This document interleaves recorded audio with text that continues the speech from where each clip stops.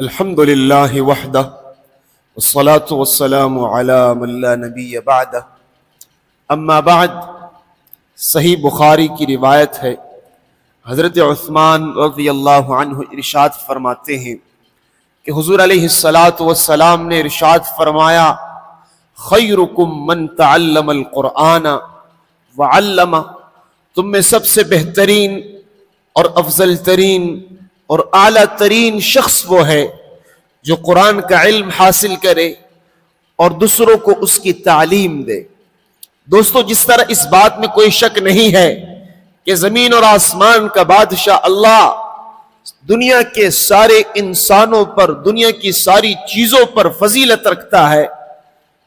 بالکل اسی طرح اس بات میں بھی کوئی دو رائے نہیں کہ اللہ کا یہ کلام قرآن عظیم الشان دنیا کے سارے کلاموں پر فضیلت رکھتا ہے۔ قرآن جیسا کلام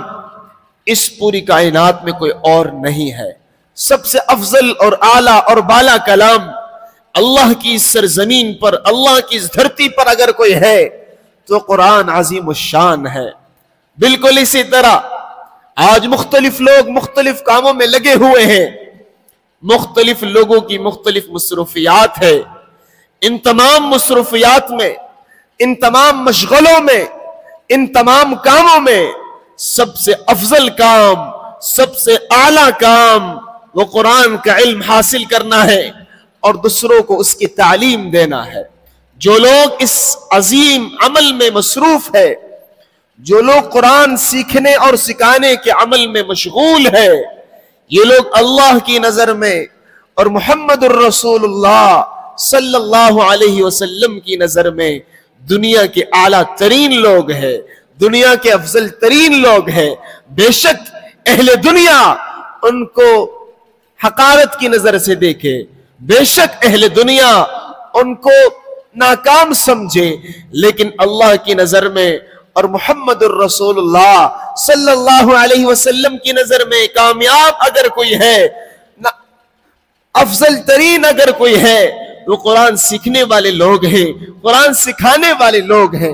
لیکن شرط یہ ہے کہ یہ قرآن سیکھنا اور یہ قرآن سکھانا یہ اللہ کی رضا کے خاطر ہو،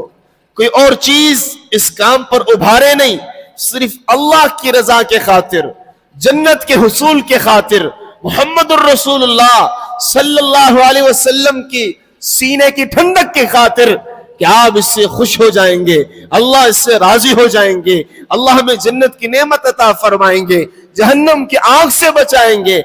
یہ سوچ ہو، یہ فکر ہو تو انشاءاللہ یہ کام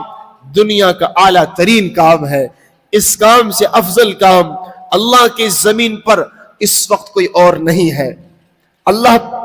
اپنے انبیاء کو اس دنیا میں بھیجتے تھے لوگوں کو اندھیروں سے نکال کر روشنی میں لانے کے لیے۔ محمد الرسول اللہ صلی اللہ علیہ وسلم کو اس دنیا میں میرے اللہ نے مبعوث فرمایا۔ آپ کا مشن یہ تھا،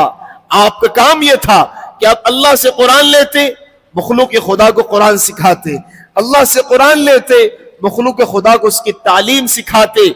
لوگوں کو اس کی حکمت سمجھاتے۔ یہ آپ کا اہم ترین ذمہ داریوں میں سے ایک اہم ترین ذمہ داری تھی۔ اگر آج کا کوئی آدمی اللہ کے نبی کی ذمہ داری کو نبھا رہا ہے،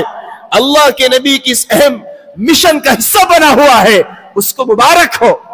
اس کو مبارک ہو کہ وہ ایک عظیم ترین کام میں مصروف ہے۔ دنیا کے تکلیفوں کو مت دیکھیے، یہ دنیا ختم ہونے والا ہے، یہ دنیا